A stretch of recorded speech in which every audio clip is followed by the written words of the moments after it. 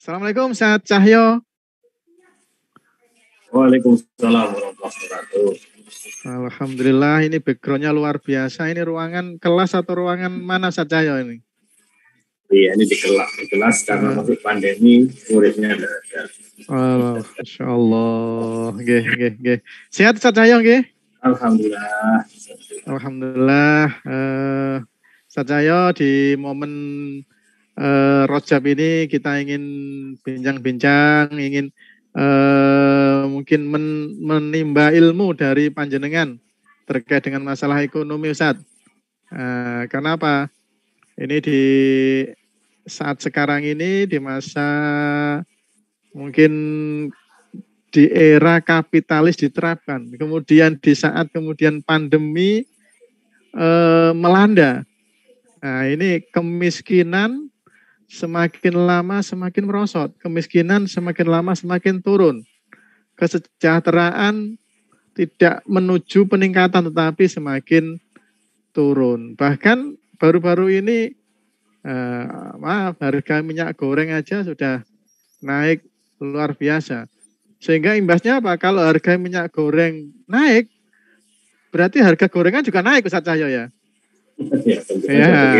Ya, begitu. Sama namanya, harga minyak goreng naik berarti harga gorengan naik. Padahal ini adalah salah satu makanan yang disukai masyarakat kita. Makanan favorit. Nah, ini bagaimana ini Ustaz terkait masalah ekonomi yang carut marut ini di sistem kapitalis ini? Mungkin jenengan bisa memberikan gambaran terkait dengan kondisi ekonomi saat sekarang ini. Ya, terima kasih Ustaz Yudo ya. Alhamdulillah ya.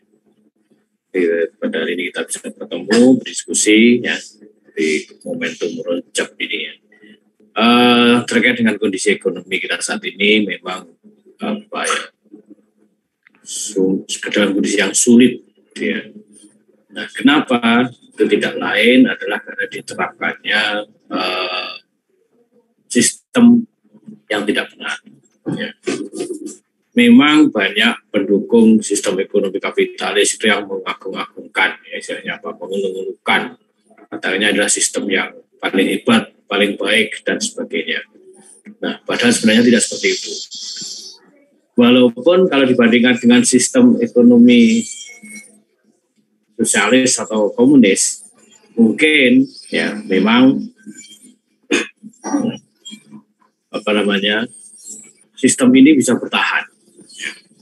Sistem ekonomi sosialis komunis itu sudah tumbang. Sementara ini masih mampu bertahan hingga sekarang. Namun ini sama sekali tidak menunjukkan atau membuktikan bahwa sistem kapitalis lebih baik dari sistem komunis. Apalagi kalau dinyatakan ini adalah sistem terbaik, itu jelas salah. Bahkan sebenarnya sistem ekonomi ini adalah kapitalisnya adalah sistem yang salah, sistem yang rusak atau misalnya bobrok gitu ya. Nah, mengapa dan bagaimana sistem ini kita sebut sebagai sistem yang rusak, ya, sehingga tentunya dampaknya tidak menyejahterakan umat atau masyarakat, rakyat ya. Sebenarnya banyak tinjauan, ya, banyak faktanya juga. Nah, saya ingin mencoba membahas dari ide dasar, salah satu ide dasar penunjang sistem ekonomi kapitalis, yaitu adalah sistem atau pemikiran individualisme. Ya. Nah, ini tampak dari salah satu konsep yang mungkin konsep yang cukup penting dalam ekonomi ya, yaitu konsep kepemilikan. Dalam ekonomi kapitalisme, kepemilikan itu hanya dibagi dua, yaitu milik individu dan milik negara. Dengan porsi, artinya adalah perhatian, fokus terbesarnya adalah pada kepemilikan individu. Sehingga dalam konsep ini, individu itu mempunyai hak memiliki apapun sebesar dan sesuai dengan kemampuannya. Artinya kalau dia mampu memilikinya, itu boleh saja, sah saja. Ya. Dan yang terpenting itu adalah dalam sistem ini tidak dikenal adanya kepemilikan umum atau kepemilikan rakyat. Nah, ini adalah salah satu penyebab, ya, walaupun banyak sisi lain ya, salah satu penyebab di mana sistem ekonomi kapitalisme itu adalah sistem yang buruk dan justru tidak menghasilkan kesejahteraan, tidak menyejahterakan rakyat. Di sisi lain, ya, masih terkait dengan mengunggulkan kebebasan individu tadi, ya, memprioritaskan atau mengutamakan kebebasan individu, maka salah satu manifestasinya adalah bahwa negara itu tidak ikut campur, ya, untuk mengatur urusan individu, kecuali jika terjadi konflik antar individu, konflik kepentingan antar individu, ya. Nah, barulah kemudian negara turun sebagai moderator, ya, moderasi gitu, ya, istilahnya apa? Untuk turut, ya, menangani gitu, ya. Namun kondisi ini biasanya sudah cukup terlambat. Nah, dengan kondisi-kondisi seperti itu, ya, maka sangat memungkinkan terjadinya penumpukan kepemilikan pada individu tertentu atau sekelompok individu atau sekelompok orang tertentu. Apalagi tadi negara sebagai pemilik, ya, kepemilikan negara ini bebas menjual asetnya, ya. Jadi bukan melindungi tapi bebas menjual asetnya karena itu adalah milik negara. Dijual kemana? Kepada individu yang mampu untuk membelinya, dan itu tidak peduli apakah aset negara tersebut itu merupakan aset yang vital yang diperlukan oleh seluruh rakyat atau aset yang biasa saja. Itu tidak penting.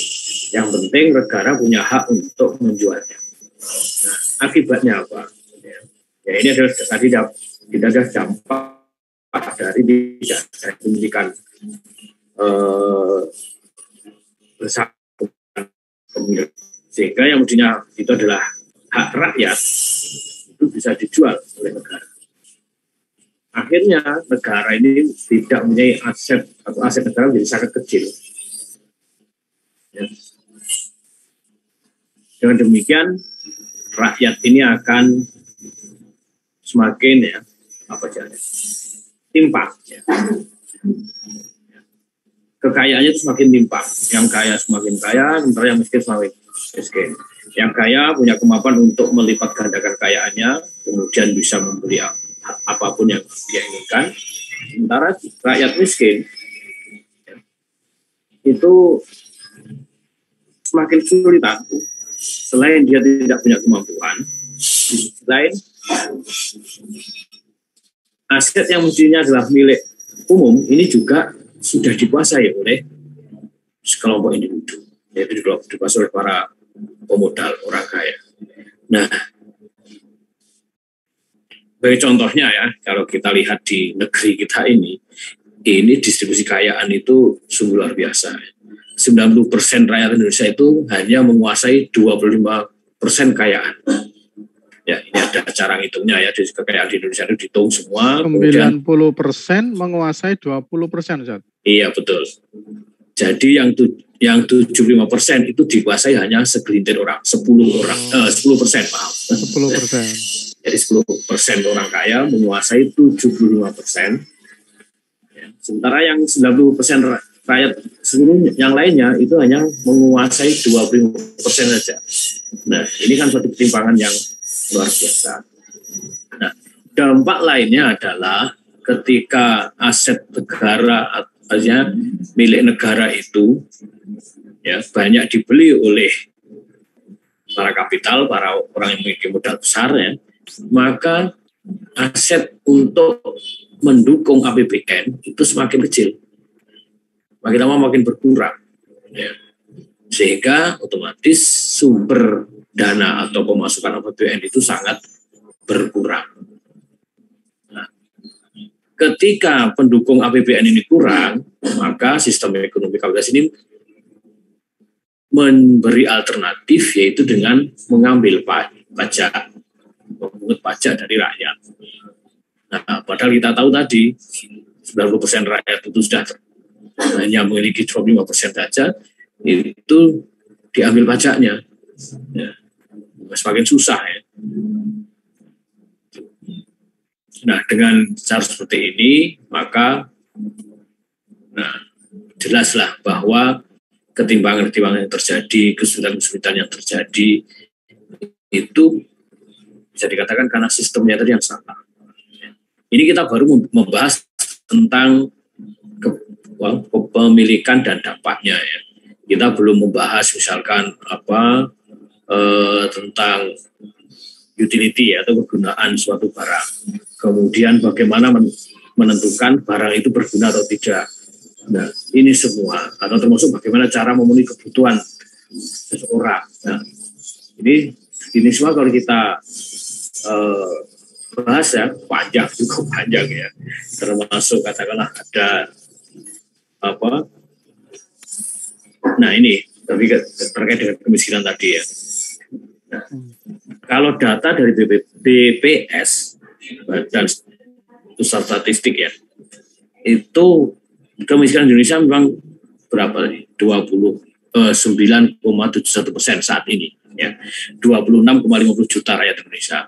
Namun ketika kita mengutip sumbernya, maksudnya dasar penentuan kemiskinannya, ini ternyata kenapa ya? Mungkin ada laporan kok kemiskinan Indonesia bisa turun ya. Itu ternyata dengan mengutak-atik ya, jadi bukan mencari solusi supaya yang miskin tidak lagi miskin, tapi hanya dengan mengutak-atik data standar kemiskinannya.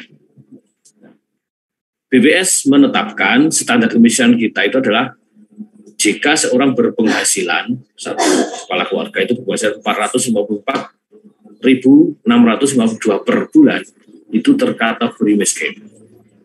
Ya, kalau penghasilannya 500 lebih dari itu, berarti 500.000 per bulan dan seterusnya, itu bukan lagi orang miskin. Nah, padahal apakah ya, kalau kita pikir apakah 500.000 itu cukup untuk satu bulan? Belum 500.000 untuk menghidupi istri dan 2 anak. Iya, belum lagi rumit sekali.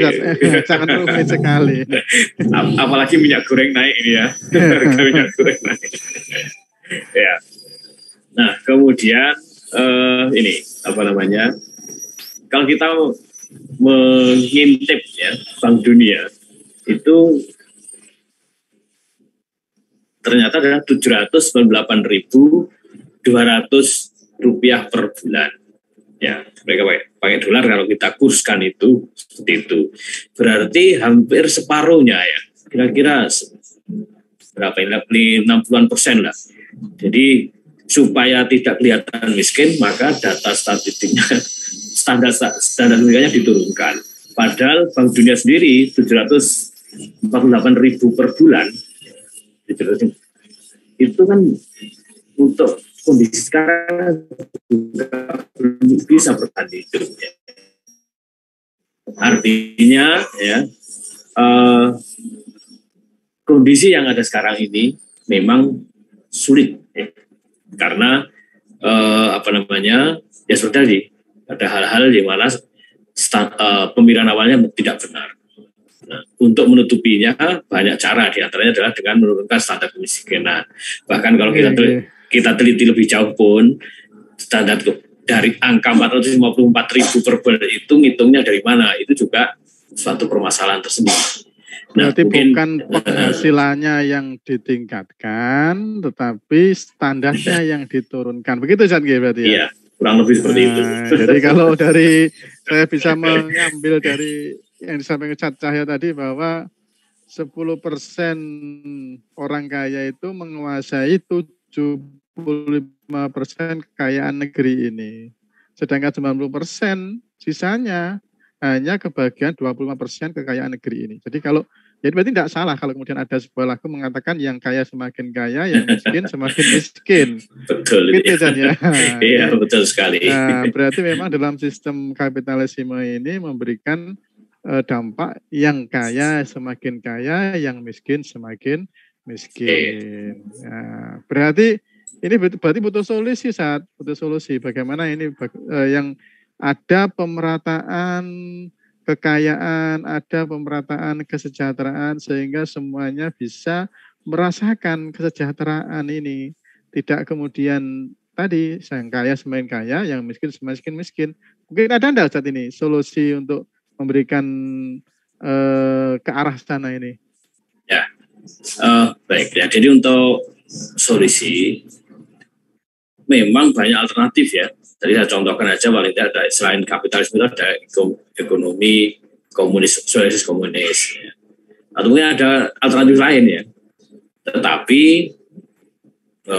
setelah kita pelajari dengan sungguh-sungguh, maka sebenarnya sistem yang ekonomi yang mampu memperbaiki atau menjadi solusi yang final, solusi terbaik itu adalah sistem ekonomi Islam. Nah, mengapa atau bagaimana ini menjadi sistem terbaik? Ya, dimulai dari pemikiran dasarnya. Ya, jadi berbeda dengan sistem ekonomi yang lain, maka pemikiran dasar dalam Islam itu adalah kan ketakwaan. Artinya apapun konsepnya itu harus mengacu pada ketakwaan. Dengan kata lain, konsep-konsep yang ada itu harus mengacu pada hukum atau syariat Islam, Al-Quran dan As-Sunnah dan turunan dari itu. Nah, dengan mengacu kepada Al-Quran dan As-Sunnah dan sebagainya, ya, maka konsep ekonomi Islam ini menjadi satu yang menarik ya. Jadi kalau kita bandingkan dengan tadi kapitalisme itu membagi kepemilikan itu menjadi dua, individu dan negara. Kalau komunis lebih parah lagi ya, mereka hanya keturunan individu itu sangat bahkan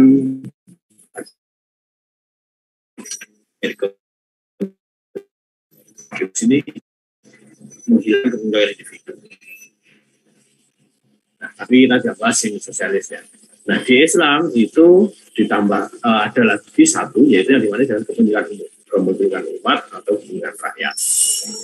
Artinya adalah dalam Islam itu diakui adanya aset yang menjadi milik bersama seluruh rakyat.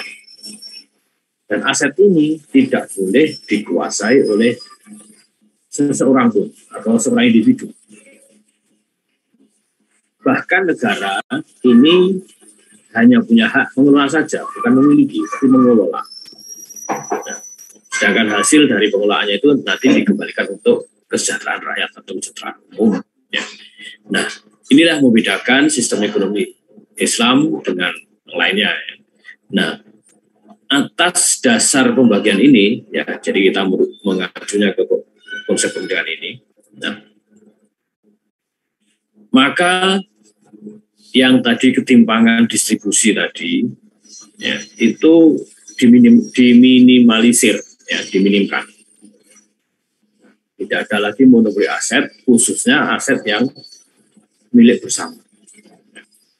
Tapi aset yang milik bersama atau milik umat atau milik rakyat ini benar-benar bebas dari keluarga itu. Dengan adanya ini, maka negara juga punya sumber dana yang cukup besar untuk membiayai APBN, anggaran pendapatan dan belanja negara. Nah, termasuk tentunya dalam hal melayani kepentingan umum, ya, hak rakyat, ya, diantaranya adalah pendidikan, kesehatan, dan keamanan. Jadi kalau tadi disinggung oleh pembicara pertama, pendidikan yang kacau atau istilahnya sistemnya yang kurang pas, ya, ini tidak lepas dari peran negara, baik itu dalam menentukan kurikulum, juga termasuk dalam menentukan pembiayaannya atau anggaran belanjanya. Dan juga kesehatan. Nah, ketika negara punya aset yang cukup untuk biaya anggarannya, maka permasalahan pendidikan, kesehatan, dan keamanan ini insya Allah bisa terjamin. Ya. Dan itu sudah terbukti, tadi sudah disampaikan oleh pembicara sebelumnya, bagaimana jejak khilafah sebelumnya itu mampu menghadirkan hal-hal yang terbaik. Nah, itu. Alhamdulillah. Berarti intinya yang disampaikan Ustaz Cahyo tadi, bahwa supaya warga ini bisa kesejahteraannya merata, berarti butuh kemudian sistem yang mana sistem ekonominya itu harus berasal dari yang maha kuasa, yaitu Islam. Gitu Ustaz, nggih? Ya. Alhamdulillah. Jazakallah, terima kasih Ustaz Cahyo.